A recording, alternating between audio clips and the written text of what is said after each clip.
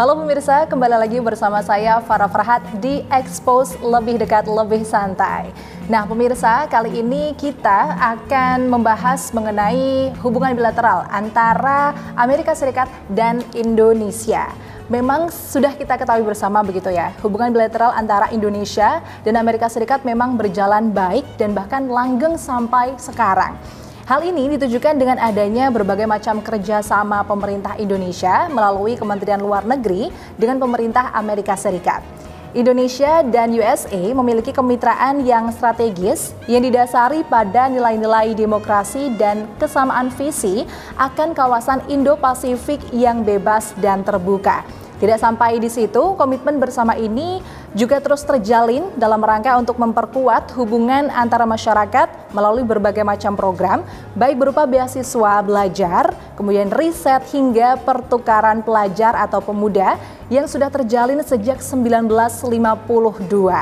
Nah, setiap tahunnya Amerika Serikat memiliki misi untuk mengirimkan 200 pemuda, pemimpin-pemimpin baru Indonesia untuk mengikuti program-program pertukaran pemuda. Oleh karena itu, di Expose kali ini menghadirkan narasumber luar biasa dari Kedutaan Besar Amerika Serikat untuk Indonesia dan juga alumni program pertukaran pelajar ke Amerika Serikat. Sudah bersama kami di sini Ibu Emily Norris selaku Atasé Kebudayaan US Embassy Jakarta. Selamat pagi, Ibu. Selamat pagi.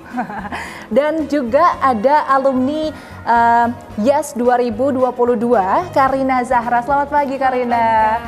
Oke, nah Ibu Emily dan Zahra, kita di sini akan membahas mengenai hubungan bilateral Amerika Serikat dan Indonesia, terutama yang berkaitan dengan exchange ataupun pertukaran pelajar, begitu Ibu.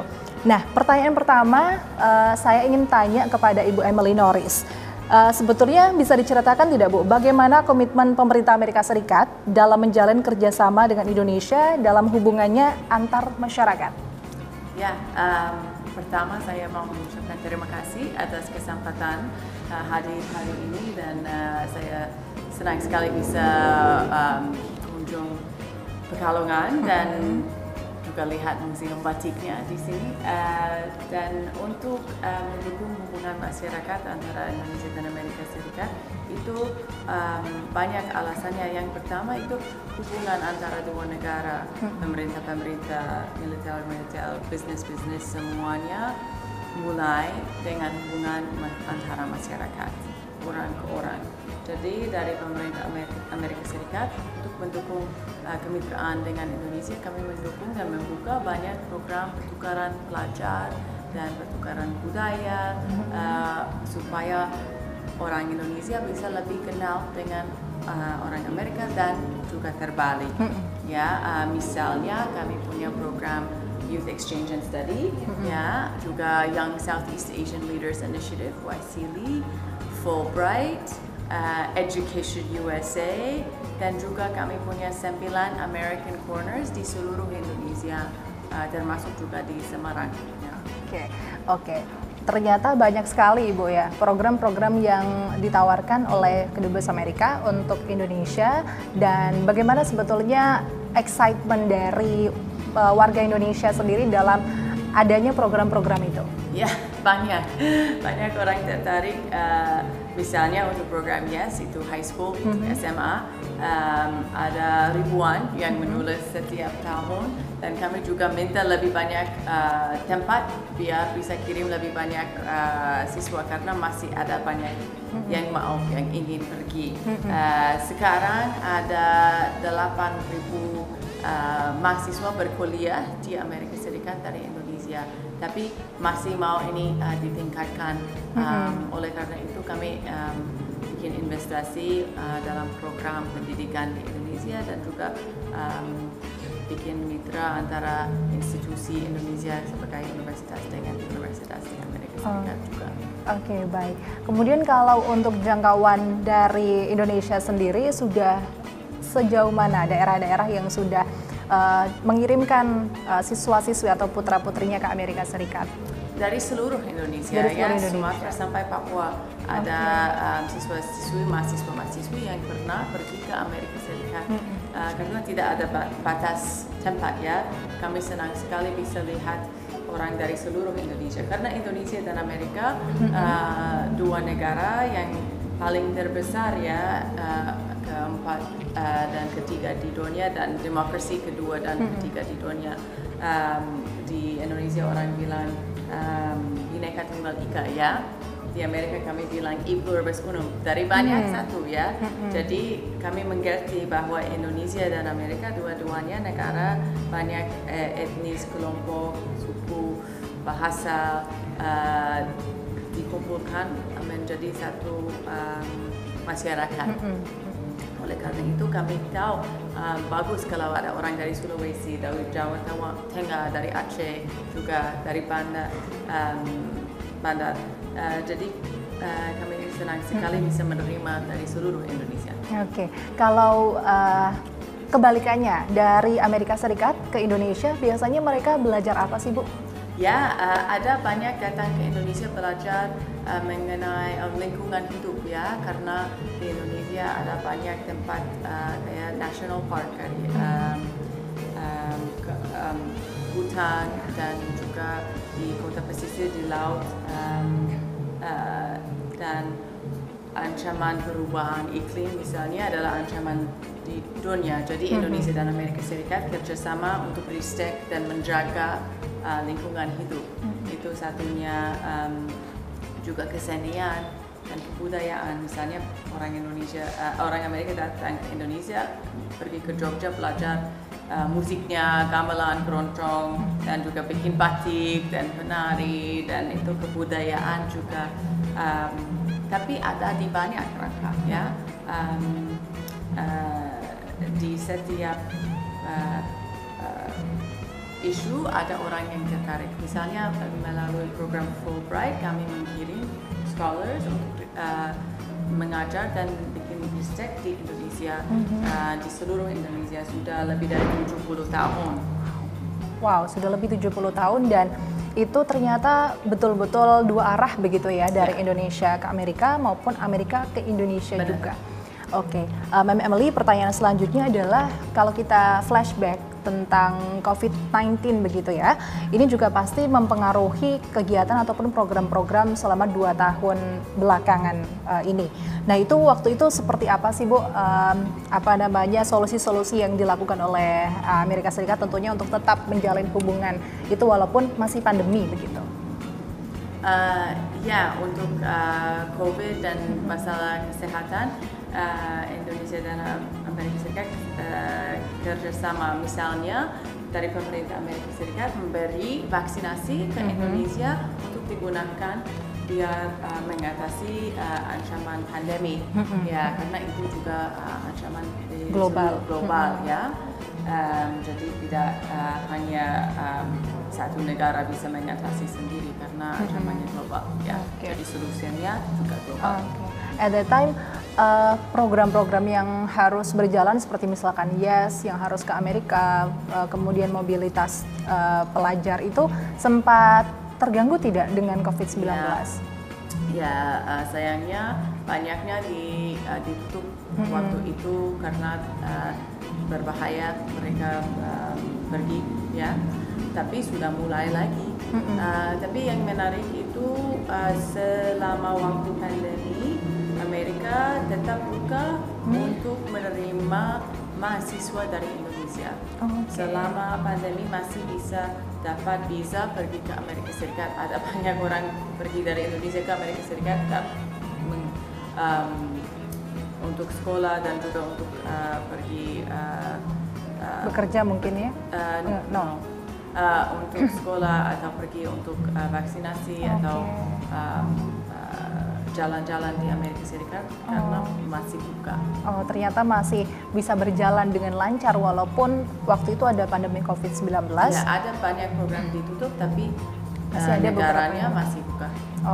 Nah, untuk 2023 ini juga mungkin menjadi awal bangkitnya seluruh dunia begitu ya dalam menghadapi kehidupan setelah pandemi COVID-19. Nah, dari program-program US Embassy sendiri untuk meningkatkan kembali engagement terhadap pemuda-pemuda Indonesia untuk bisa gabung kembali ke program pertukaran pelajar ataupun beasiswa itu seperti apa? Ya, sekarang kami buka lagi ya untuk siswa-siswi yang mau daftar program dan melanjutkan program pertukaran in person. Tetap buka ya, jadi itu semuanya dibuka lagi dan juga untuk beberapa program yang dihentikan selama waktu pandemi kami bikin acara lagi untuk mengirim mereka mungkin tidak untuk setahun tapi program pendek ya.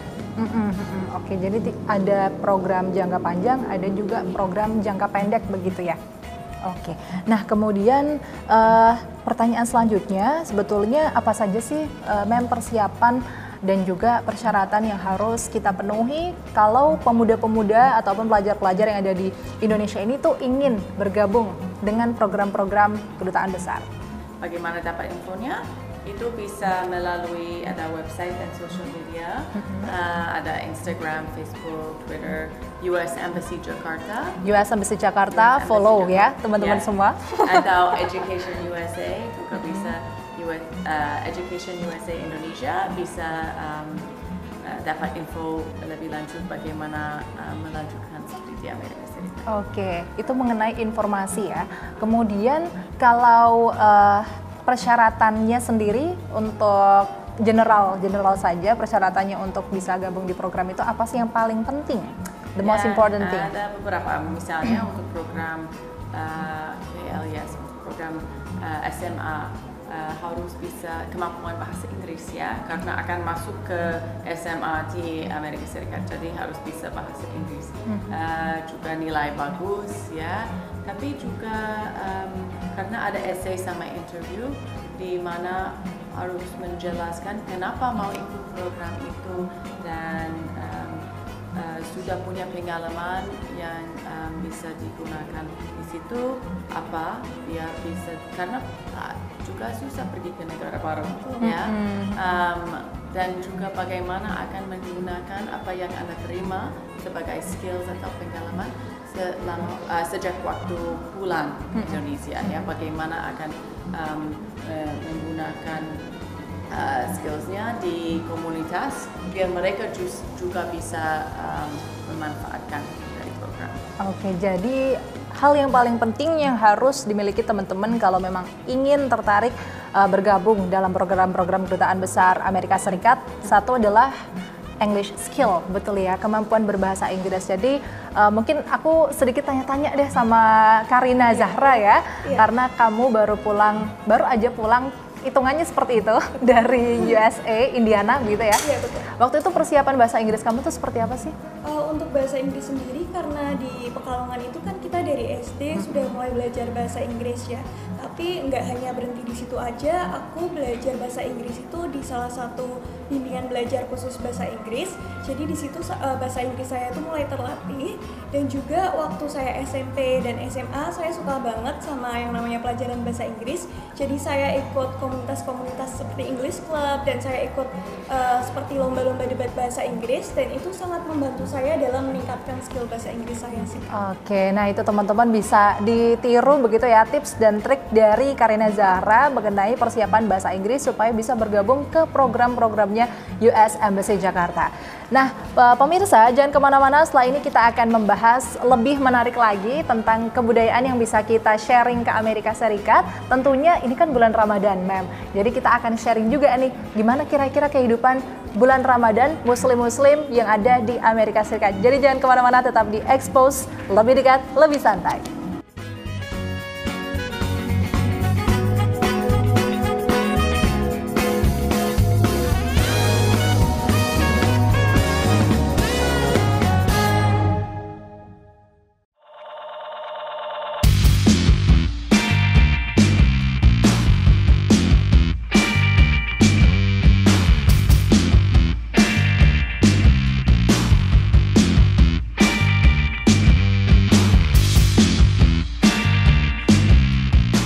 Baik pemirsa, kembali lagi bersama saya Farah Farhat di Expose Lebih Dekat Lebih Santai. Nah, di segmen kedua ini kita akan lebih banyak membahas mengenai pertukaran kebudayaan yang bisa kita lakukan di Amerika Serikat ketika kita mengikuti program-program dari Kedubes Amerika. Dan juga bagaimana sih sebetulnya pengalaman hidup sebagai seorang muslim terutama di bulan Ramadan. Oke, Mem, pertanyaan pertama, apa sih sebetulnya yang akan kita dapatkan ketika kita di Amerika? Kemudian apakah ada kesempatan untuk bisa mengenalkan kebudayaan Indonesia ke Amerika Serikat? Ya, kalau ikut program pertukaran, tujuannya pertukaran budaya juga ya, pikiran dan pengalaman dan kebudayaan. Jadi kami berharap bahwa setiap orang akan membawa sedikit dari kebudayaan ya, diri.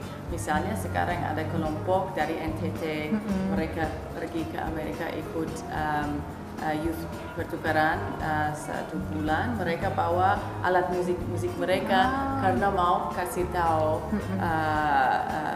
hostnya di Amerika Serikat bagaimana musik dari daerah mereka, tidak hanya Indonesia tapi NTT ya. Jadi itu kesempatan bagi mereka untuk membagi bertukar kebudayaan dari mereka. Setiap host, setiap keluarga, sekolah di mana ada para pelajar dari Indonesia, mereka biasanya bikin kesempatan bagi orang itu untuk memberi info mengenai kebudayaannya, misalnya musik, menari, batik, kesenian dan lain-lain. Mungkin ada contohnya. Oke, Karina, waktu itu kamu memperkenalkan apa? Terutama kamu kan dari dari Kabupaten Pekalongan ya. Betul. Waktu itu gimana ceritanya? Oke, jadi kalau waktu di sana yang pertama pastinya aku bawa batik ya Kak, karena kan itu salah satu kesenian dari Pekalongan juga khususnya. Jadi saya bawa batik di sana. Selain itu saya juga membawa miniatur wayang kulit. Jadi di sana saya kasih tahu ke mereka bahwa ada yang namanya wayang kulit, bahwa dimainkannya seperti apa, caranya bagaimana. Di situ saya menjelaskan secara singkat. Dan juga dari hari ke hari itu sebenarnya bisa terjadi pertukaran budaya Kak. Sesimpel dalam percakapan sehari-hari dengan host family. Mungkin waktu makan malam itu saya pernah memasak hidangan dari Indonesia. Apa itu waktu itu? Nasi goreng ya, nasi karena goreng. mudah dan enak. Dan kebetulan mereka juga suka. Jadi saya ya biasa untuk memasak makanan-makanan Indonesia seperti itu. Dan selain itu kalau di sekolah sendiri itu ada kesempatan yang namanya International Education Week. Jadi di sana kita diberikan kesempatan untuk mempresentasikan tentang kebudayaan negara Indonesia dan juga segala sesuatu tentang Indonesia di sekolah-sekolah ataupun di komunitas-komunitas yang ada di Amerika Serikat dan bahkan di tempat ibadahnya sekalipun. Oke, jadi memang sebetulnya luas sekali kesempatan yang akan kita dapatkan untuk bisa memperkenalkan culture kita, begitu ya. Lalu bagaimana pengalaman kamu mendapatkan culture dari teman-teman kamu mungkin dari negara lain yang ikut di dalam program YES ini? Ya, betul. Salah satu manfaat dari ikut pertukaran pelajar ini tidak hanya mengenal budaya Amerika saja, tetapi kita akan terekspos dengan budaya-budaya dari seluruh penjuru dunia. Karena tentunya siswa pertukaran pelajar yang datang itu dari berbagai penjuru dunia ya. Nah dari situ saya jadi tahu sedikit tentang budaya-budaya di negara yang lain, misalnya di benua Eropa ataupun benua Asia, bahkan Afrika dan juga budaya Amerika itu sendiri. Jadi di sana kita seperti suatu perkumpulan dan kita saling exchange budaya kita masing-masing dan I think itu sesuatu yang indah dan sangat-sangat very rich of culture gitu. Jadi bisa belajar banyak dari situ. Oke, yang paling kamu ingat dan mungkin bisa kamu sampai tertarik begitu ya, itu kebudayaan dari negara mana? Untuk kebudayaan itu sendiri, saya juga tertarik dengan kebudayaan Amerika ya, karena saya memutuskan untuk ikut pertukaran pelajar ke Amerika. Tentunya saya sedikit tertarik dan sangat tertarik bahkan dengan budaya Amerika itu sendiri, mulai dari perayaan-perayaan holiday-nya seperti Thanksgiving dan juga Natal. Jadi di sana hal-hal kecil yang tidak saya dapatkan di sini itu bisa saya rasakan di sana, seperti di sini saya tidak merayakan Paskah, di sana saya diberi kesempatan untuk merayakan Paskah, Natal, dan juga Thanksgiving yang cuma ada di Amerika Serikat. Gimana itu? Mungkin bisa diceritakan Thanksgiving itu seperti apa? Kalau Thanksgiving itu sendiri sebenarnya itu seperti perayaan lebih ke dalam internal keluarga aja sih kalau dirayakannya. Tapi itu seperti hari besar ya, hari libur. Dan di situ biasanya kalau keluarga-keluarga itu berkumpul seluruh keluarga besar dan kita dihadirkan semacam turki itu hidangan khusus Thanksgiving. Oke, jadi itu biasanya terjadi ketika hari-hari besar dan semua keluarga berkumpul. Kalau di sini kita bilangnya pas Lebaran ya, Idul Fitri. Iya, Thanksgiving adalah hari khusus. Iya, I know, but situasinya akan seperti itu. Jadi semua keluarga berkumpul dan bisa saling. Akhir Thanksgiving kayak mudik ya, semua dan berkumpul untuk bersyukur untuk semua yang mereka punya khususnya keluarga. Oke, jadi itu adalah mungkin hal yang bisa mengobati kangen kamu ketika di Indonesia ya. Oke, dan next question, ma'am, bagaimana peran program pertukaran pelajar dalam mengenalkan kebudayaan Indonesia ke Amerika Serikat? Mungkin bisa dijelaskan lebih lagi mengenai sebetul apa ya, fasilitasnya itu apa saja yang akan kita dapatkan untuk bisa menyebarkan culture kita? Kalau ikut program kebudayaan pertukaran itu bisa kasih tahu keluarganya lebih mengenai kebudayaannya diri sendiri, dan itu penting karena kalau orang Amerika itu juga bisa memberi sedikit informasi atau pengalaman dari kebudayaan Amerika Serikat, karena kami ingin Anda setelah pulang ke Indonesia bisa menjelaskan mengenai kebudayaan dan kehidupan di Amerika Serikat bagaimana, karena banyak orang nonton filmnya, tapi kehidupan sehari-hari seperti seluruh dunia, tidak seperti film untungnya. Tapi santai. Jadi salah satu harapan dari program itu adalah bagaimana dapat informasi pengalaman yang bisa diambil ke Indonesia dan dijelaskan di sini juga. Banyak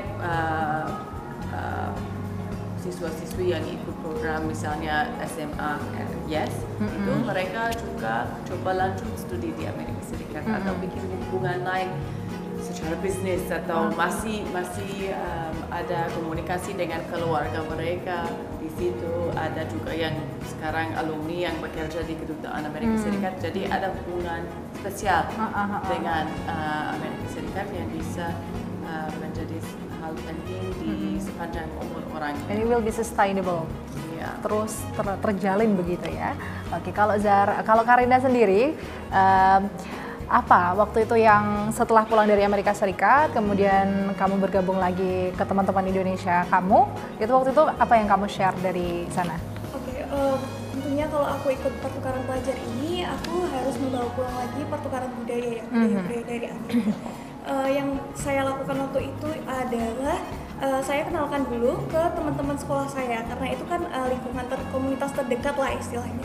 Di situ saya buat saya jadi narasumber untuk sosialisasi tentang program ini dan juga berbagi cerita tentang kebudayaan-kebudayaan yang ada di Amerika, dan juga waktu itu sempat saya menjadi narasumber dari salah satu webinar nasional, dan itu terbuka untuk umum, jadi untuk pelajar di seluruh Indonesia. Dan di situ saya sharing-sharing tentang program ini dan juga kebudayaan-kebudayaan yang ada di Amerika. Nah, selain itu sendiri, saya juga aktif di sosial media ya. Jadi saya nggak mau menyimpan kesempatan itu untuk saya sendiri. Jadi saya sharing tentang konten-konten saya selama di Amerika. Jadi yang teman-teman yang belum bisa ngerasain kesempatan untuk ikut pertukaran pelajar bisa merasakan gimana sih rasanya tinggal di Amerika Serikat, atau apa aja sih pengalamannya, seperti itu sih. Oke, jadi memang sosialisasi kamu juga lakukan begitu ya, baik melalui seminar, kemudian kamu ngobrol sama teman-teman di sekolah kamu, dan bahkan kamu juga sharing pengalaman kamu lewat media sosial. Itu gimana sih respon teman-teman kamu waktu itu? Tentunya sangat-sangat excited ya mereka. Waktu itu kan saya mungkin postingannya nggak bisa rutin setiap hari. Dan ada salah satu dari teman saya itu bilang, kenapa kok kamu nggak postnya setiap hari aja gitu. Jadi mereka benar-benar nungguin konten yang saya post di sosial media dan juga very curious about that. Ya betul banget. Dan waktu aku pulang pun mereka banyak sekali hal yang ditanyakan, kayak mungkin dari film-film yang mereka lihat, mereka tanyain lagi bener nggak sesuai seperti itu atau enggak kayak gitu. Jadi it is very interesting sih Kak. Jadi aku bisa berbagi pengalaman ke mereka aja kayak. Oke, nah pertanyaan selanjutnya mengenai pengalaman bulan Ramadan di sana. Mama Emily bisa dijelaskan sebetulnya kehidupan Muslim ketika Ramadan di Amerika Serikat itu seperti apa? Ya pasti. Di Amerika Serikat seperti di Indonesia ada toleransi ya, ada kebebasan beragama ya, bisa beribadah, saling beribadah seperti Anda mau. Jadi untuk kaum Muslim sudah ada fasilitas banyak, misalnya masjid, tempat sholat Id, juga buka puasa bersama.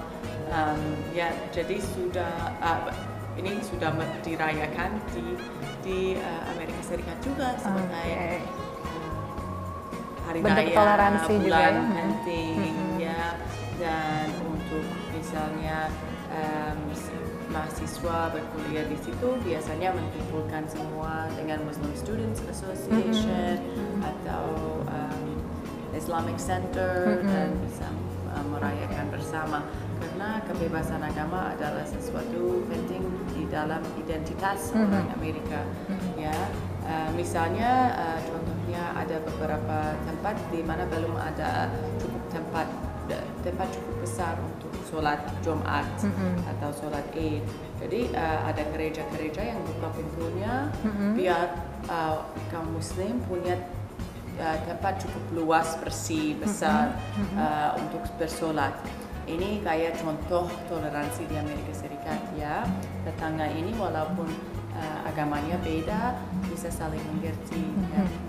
Oke, jadi ternyata bahkan agama yang berbeda pun memfasilitasi umat Muslim untuk bisa pray begitu ya? Ya, dan juga ada makanan halal, juga ada mau belajar Islamic Studies di universitas bisa dan lain-lainnya. Oke, kemudian ada tidak sih kegiatan seperti ngabuburit? Oh iya, tapi ngabuburit itu khas Indonesia. Khas Indonesia. Ya, jadi di sana Muslim mungkin belum ada itu di Timur Tengah itu juga tidak ada, tapi di kelompok Indonesia di sana. Asal Indonesia yang tinggal di Amerika Serikat ada ngabuburit ya. Dan mereka juga bagikan dengan makanan-makanan lain yang belum tahu tradisi itu, karena itu khas Indonesia, tidak sesuatu untuk semua orang Muslim. Ya. Oke, luar biasa. Kemudian pengalaman kamu ketika Ramadan di sana, berarti kan pernah ya di sana mengalami Ramadan full bahkan sampai Lebaran? Sampai Lebaran. Wah keren banget. Sholat Id di sana, boleh diceritain bagaimana pengalaman kamu? Mulai dari puasa dulu ya Kak. Kalau puasa di sana itu karena kebetulan kan saya di host di Bluffton, Indiana, itu kota yang cukup kecil, jadi populasi orang di sana itu nggak terlalu banyak. Dan di sana sayangnya belum ada komunitas Muslim yang besar. Jadi beberapa orang yang Muslim di sana hanya beberapa dari siswa pertukaran pelajar. Nah tapi di sana itu sama sekali nggak mengurangi esensi dari Ramadan aku itu sendiri, karena benar yang dikatakan Miss Emily, Emily tadi, bahwa orang-orang Amerika Serikat itu sendiri sangat-sangat toleran ya Kak. Jadi mereka menghargai orang Muslim yang melakukan ibadah di sana. Bahkan waktu itu kan saya melakukan puasa dan saya tetap harus sekolah ya. Dan teman-teman saya waktu itu kondisinya summer, winter, waktu puasa summer atau? Sepertinya itu mendekati winter Kak. Mendekati winter. Berarti durasi puasanya berapa jam? Durasi puasanya itu agak beda ya dari Indonesia sendiri, itu jauh lebih lama, sekitar 15 jam kalau di tempatku di Indiana. Jadi bisa subuhnya itu sekitar jam 6 dan bukanya itu jam 8. Bisa sampai jam 8. Tapi anehnya di sana itu nggak terasa lama karena mungkin dukungan dari teman-teman dan keluarga juga ya, support di situ, jadi lancar aja puasanya dan mereka sangat-sangat menghargai. Kadang mereka yang biasanya makan di kelas, kalau lagi kumpul sama saya itu teman-teman saya itu nggak makan di depan saya, gitu. Very very interesting sih buat aku. Terus untuk pengalaman sholat id itu sendiri, karena di kota aku itu nggak ada tempat untuk sholat id, kebetulan 30 menit dari kota aku itu nggak jauh sih Kak, di Fort Wayne itu mengadakan ada sholat id bersama. Jadi kalau di Fort Wayne itu komunitas muslimnya tuh udah cukup banyak. Jadi di sana ada masjid, ada halal store. Jadi kalau aku butuh apa-apa tentang yang berkaitan dengan agamaku, aku bisa ke Fort Wayne, itu dekat gitu loh Kak. Dan di sana itu aku sama teman-teman dari siswa pertukaran pelajar yang lain yang beragama muslim, kita berangkat dari Blackton, itu kita izin sekolah, dan dari sekolah itu juga memberikan izin untuk kita sholat di sana. Jadi kita sholat di lapangan tersebut, kita ketemu banyak muslim yang lain di sana, dan kebetulan ketemu banyak orang Indonesia juga. Wah, ada yang dari ya? Semarang, ada yang dari Aceh, dan di situ kita akhirnya diundang kalau nanti ada acara kumpul-kumpul lagi, ayo boleh ikut datang ke Indianapolis atau Fort Wayne di situ.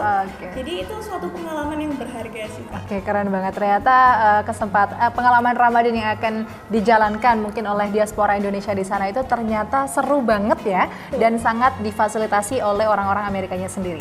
Nah, setelah ini kita juga akan banyak membahas lagi pengalamannya Karina Zahra, lebih spesifik mengenai Youth Exchange and Study Program ya, waktu itu 2022. Jadi jangan kemana-mana, tetap di Expose Lebih Dekat, Lebih Santai.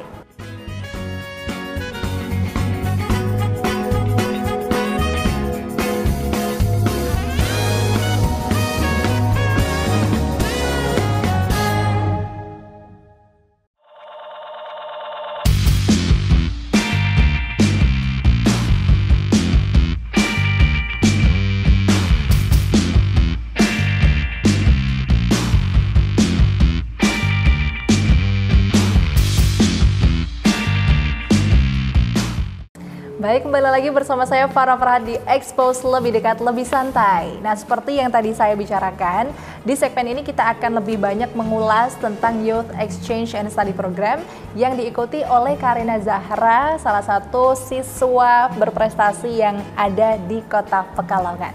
So, Karina, boleh diceritakan gimana sih kamu awal cerita mendaftar ke Youth Exchange and Study Program? Sebelumnya terima kasih atas pertanyaannya ya Kak. Jadi awal mula saya memutuskan untuk mendaftar program KLIS ini sendiri itu berawal dari mimpi masa kecil saya untuk bisa sekolah dan merasakan sistem pendidikan di luar negeri sih Kak. Nah, tapi saya sadar bahwa biaya yang dibutuhkan itu tidak sedikit ya. Jadi mulai waktu SMP itu saya cari-cari di internet tentang beasiswa sekolah di luar negeri, sampai waktu itu saya menemukan salah satu websitenya alumni KLIS, dan dari situ saya tahu bahwa ada program KLIS ini, pertukaran pelajar yang dibiayai penuh oleh pemerintah Amerika Serikat untuk negara-negara yang mayoritas penduduknya itu muslim. Nah, sejak saat itu saya mulai memperdalam informasi tentang program ini, dan akhirnya saya memutuskan untuk mendaftar di kelas 11 SMA. Oke, nah waktu itu boleh diceritakan proses seleksinya seperti apa?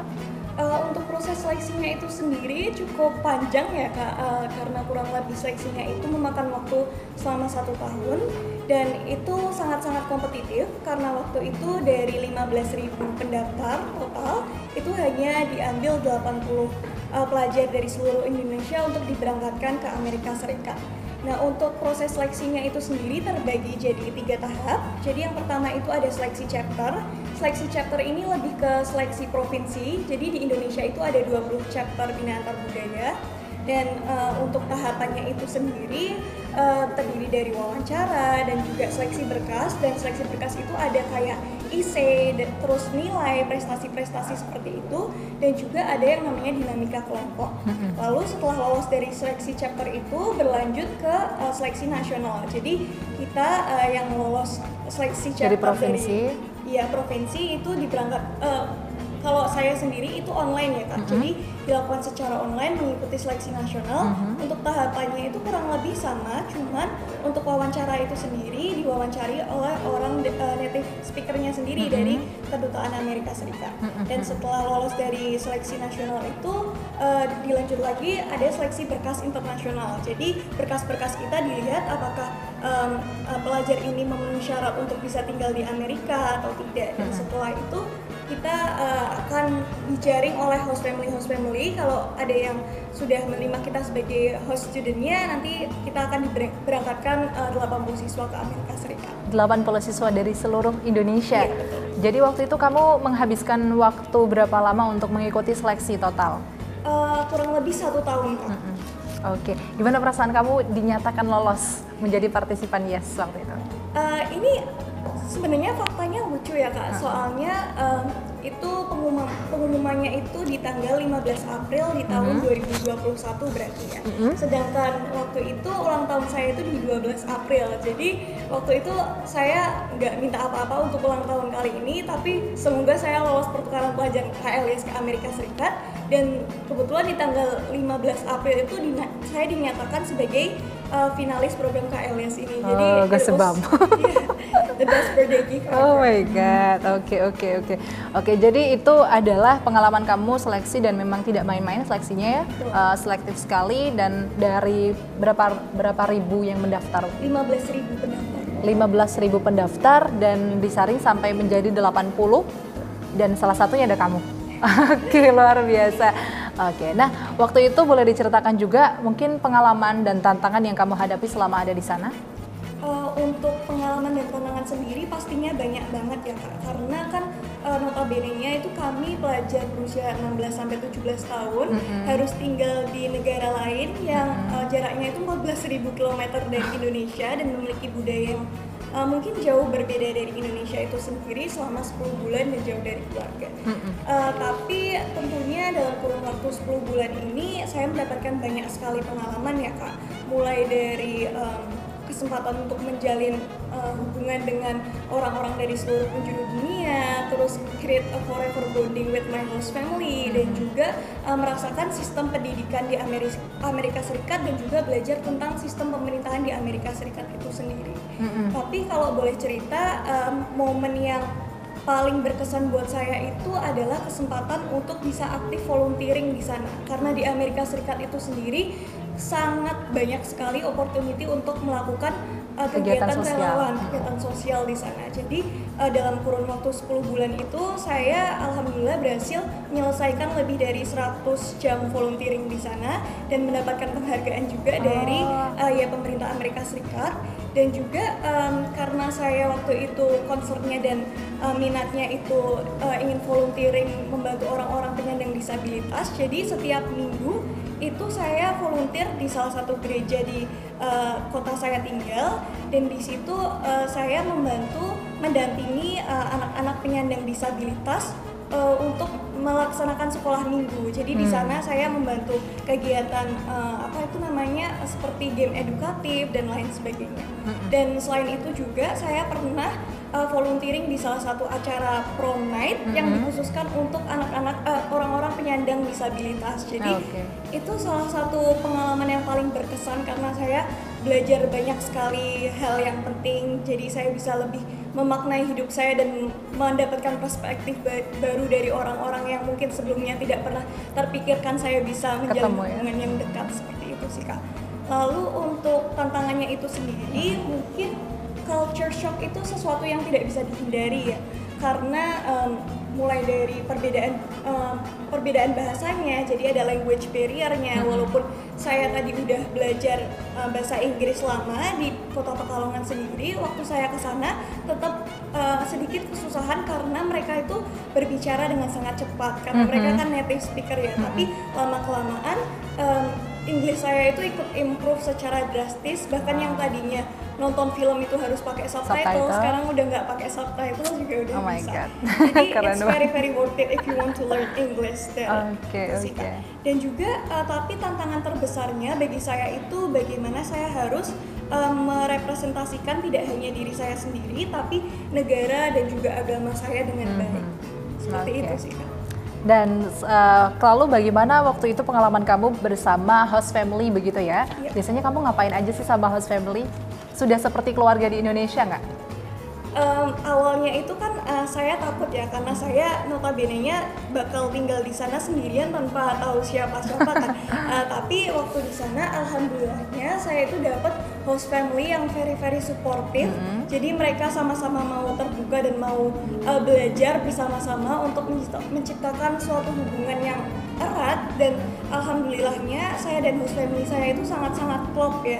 Jadi saya sangat-sangat dekat dengan mereka, bahkan sering bertukar pikiran, dan kebetulan saya di sana tinggal bersama host mom saya, host dad, dan 3 sibling, dan ketiga sibling saya ini seumuran sama saya, jadi iya waktu itu kayak teenager, iya di dalam rumah itu sangat-sangat dekat sih, saling curhat-curhat gitu. Iya betul, 2 laki-laki dan 1 perempuan, jadi kan 2 laki-laki 2 perempuan.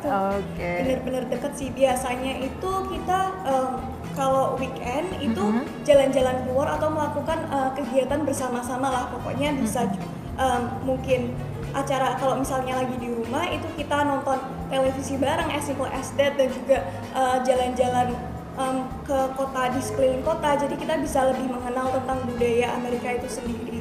Dan kalau di weekdays itu kan biasanya saya sekolah ya, tapi setelah pulang sekolah sampai malamnya lagi itu kan saya habiskan waktu bersama host family. Jadi kita di sana biasanya main biliar dan juga main video game, kadang berenang juga di rumah. Jadi banyak sekali aktivitas yang bisa dilakukan bersama. Oke, jadi ternyata sangat welcome sekali host family yang ada di Amerika Serikat untuk bisa membersamai kita selama nanti kita ada di sana begitu ya. Dan bahkan kamu akhirnya punya kakak dan adik baru ya. Sampai sekarang ini masih terjalin dekat. Oke, wah keren sekali. Dan pertanyaan selanjutnya untuk kamu, sebetulnya apa sih motivasi ataupun misi personal yang kamu bawa untuk dari Indonesia ke Amerika waktu kamu mengikuti seluruh program YES waktu 2022 itu? Sebenarnya untuk motivasi aku sendiri itu aku pengen banget memperluas perspektif aku. Jadi aku nggak mau hidup di dunia ini itu dengan hanya melihat satu perspektif saja, tapi dengan pertukaran pelajar ini I want to step out from my comfort zone dan juga belajar tentang bagaimana sih perspektif dari dunia yang berada di belahan dunia lain dari Indonesia, dan dari sana tentunya misi yang ingin saya bawa itu sejalan dengan program KLE sendiri. Jadi saya memutuskan untuk mendaftar program ini, salah satunya itu saya ingin memperkenalkan budaya-budaya yang ada di Indonesia. Jadi tentunya saya membawa misi pertukaran budaya ya, seperti yang sudah saya singgung sebelumnya, itu dari daily basis itu akan terjadi yang namanya pertukaran budaya. Sesimpel dari percakapan dengan orang-orang di Amerika atau host family itu sendiri akan terjadi pertukaran budaya ketika kita membicarakan tentang apa sih yang budaya yang ada di Indonesia dan apa sih budaya yang ada di Amerika. Selain itu saya juga melakukan yang namanya presentasi tentang Indonesia, itu di International Education Week. Itu saya diundang menjadi narasumber di beberapa komunitas di kota saya, dan juga gereja-gereja, tempat ibadah, dan juga sekolah-sekolah dari sekolah dasar dan juga sekolah junior high school ataupun senior high school. Di situ saya memberikan presentasi tentang Indonesia. Nah, selain itu kalau misi personal yang ingin saya bawa itu sebenarnya saya ingin menciptakan inklusivitas pendidikan. Jadi saya tidak mau kalau kan dari 15.000 pendaftar itu yang diambil cuma 80 ya. Jadi betul. Itu very kompetitif, dan saya tuh pengen bahwa dengan terpilihnya saya menjadi 80 orang itu tidak semata-mata hanya mendatangkan manfaat untuk diri saya sendiri, tapi saya ingin bisa membawa pulang apa yang saya pelajarin itu untuk komunitas saya di sini. Nah, hal yang sudah saya lakukan dan beberapa alumni YES yang sudah dilakukan adalah membuat proyek sosial. Jadi setelah kita pulang dari Amerika Serikat itu kita tidak hanya fokus dengan kehidupan kita masing-masing seakan tidak terjadi apa-apa, tapi kita memberikan apa yang sudah kita pelajari ke komunitas. Jadi contohnya di chapter Semarang itu kebetulan saya project leadernya sendiri. Kita membuat suatu acara yang namanya Semua Bisa Tahu Dunia. Jadi itu ditujukan untuk anak-anak yang ada di panti asuhan di situ semacam kelas mimpi untuk mereka, jadi mereka bisa membantu mereka untuk memvisualisasikan rencana mereka ke depannya dan mengencourage mereka untuk berpartisipasi aktif di dunia global. Nah, itu salah satu contoh proyek sosial yang sudah saya lakukan, dan tentunya saya ingin membawa budaya volunteer yang sudah saya dapatkan di Amerika Serikat ke Indonesia. Jadi saya juga ingin melakukan kegiatan relawan itu di sini. Oke, luar biasa. Nah, kemudian sebetulnya harapan kamu setelah harapan kamu mengenai program-program yang diberikan oleh Kedubes Amerika untuk seluruh masyarakat Indonesia itu seperti apa ke depannya? Untuk harapan saya sendiri itu besar harapan saya agar program-program dari Kedutaan Besar Amerika Serikat, terutama program KLS ini sendiri untuk tetap eksis, sehingga nantinya banyak pelajar-pelajar yang berpotensi itu bisa ikut terjaring, dan setelah mereka balik itu jadi dampak yang mereka bisa sebarkan itu lebih luas lagi. Dan kenapa saya ingin ingin program ini tetap eksis, karena I think that it's so much more than just a program. It's like a step to build peace between nations sih, Kak. Karena itu benar-benar menjaga persahabatan antara Indonesia dan Amerika, dan juga mengconnect orang-orang yang ada di Amerika dan Indonesia, tidak hanya sekedar kenal saja tetapi memiliki hubungan batin yang sangat kuat. Luar biasa. Nah, kemudian terakhir untuk kamu boleh nggak sih kasih motivasi dan juga semangat buat teman-teman yang tertarik untuk ikut program ini? Oke, untuk teman-teman semua yang ingin ikut program pertukaran pelajar ke Amerika Serikat, contohnya program KLS ataupun program-program beasiswa lainnya dari Kedutaan Besar Amerika Serikat, mungkin pesan aku, temukanlah hal-hal sederhana dan sebanyak-banyaknya sesuatu yang bisa menguatkan motivasi kamu untuk mengikuti program pertukaran pelajar dan juga beasiswa sekolah ke Amerika ini sendiri. Karena dengan motivasi kamu yang kuat itu, nantinya sesulit apapun tantangan yang akan kamu hadapi di depan, dan selama apapun dan sesusah apapun prosesnya itu, kamu akan mempunyai sesuatu untuk kembali lagi ke jalan yang ingin kamu tempuh. Itu aja sih, karena menurut aku pertukaran pelajar ini sangat-sangat worth it. Jadi kalian jangan takut dulu sebelum mencoba, dan manfaatkanlah kesempatan yang ada. Oke, luar biasa. Itu tadi perbincangan luar biasa kita dengan Mem Emily, kemudian juga Karina. Mem, thank you for coming here. Welcome to Pekalongan, Sugeng Rawuh. Matur nuwun. Sami-sami. Terima kasih juga Karina Zara sudah sharing a lot about your experience in America. Dan itu tadi, semoga teman-teman bisa terinspirasi begitu ya, untuk bisa mulai saat ini kepo-kepo melalui website, melalui Instagram US Embassy Jakarta, untuk menemukan banyak informasi mengenai program-program pertukaran pelajar yang bisa kalian ikuti ke Amerika Serikat. Dan itu tadi Expose episode kali ini. Sampai jumpa di episode selanjutnya. Expose lebih dekat, lebih santai.